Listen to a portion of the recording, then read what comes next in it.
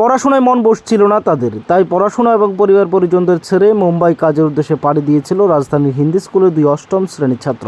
এটা হলো পৃথিবী দেববর্মা বাড়ি রাজধানীর উজান অভয়নগর এলাকায় এবং ওমকার চক্রবর্তী বাড়ি দুর্গাচৌমনি এলাকায়। সংবাদ মাধ্যমে 2 নাবালক ছাত্র নিখোঁজের ঘটনা ছড়িয়ে পড়তেই বিষয়টি নজরে আসে রাজ্যের মুখ্যমন্ত্রী প্রফেসর ডক্টর মানিক সাহা।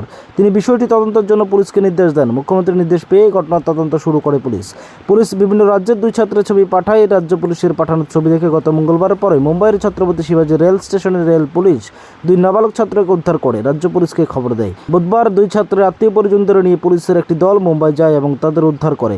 বৃহস্পতিবার বিমানযোগে তারা রাজ্যে ফেরে। এদিন সন্ধ্যায় পশ্চিম জেলা পুলিশ সুপার ডক্টর কিরণ কুমারকে কার্যালয়ে উদ্ধার করা 2 নাবালক ছাত্রকে তাদের পরিবার পরিজনদের হাতে তুলে দেয় জেলা পুলিশ সুপার ডক্টর কিরণ কুমারকে। 2 ছাত্রকে চকলেট এবং ফুল দিয়ে অভ্যর্থনা জানান তিনি।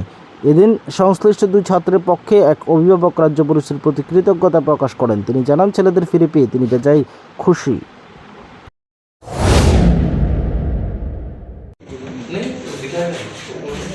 কি বলবো বলতে সবাই ঠিক আছে, তাদের সহযোগিতা পেয়েছি।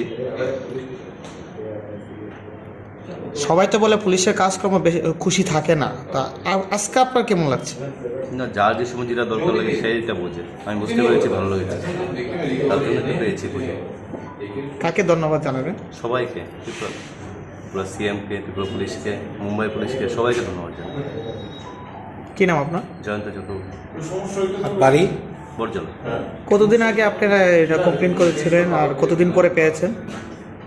7 তারিখে মিসিং হয়েছে, তো আমরা জিডি এন্ট্রি করেছি 7 তারিখ সন্ধ্যাবেলা। তারপর আমি 8 তারিখে চলে যাই ওদেরকে খুঁজতে, সব জায়গায় খুঁজেছি। তারপর কালকে পেলাম 13 তারিখ।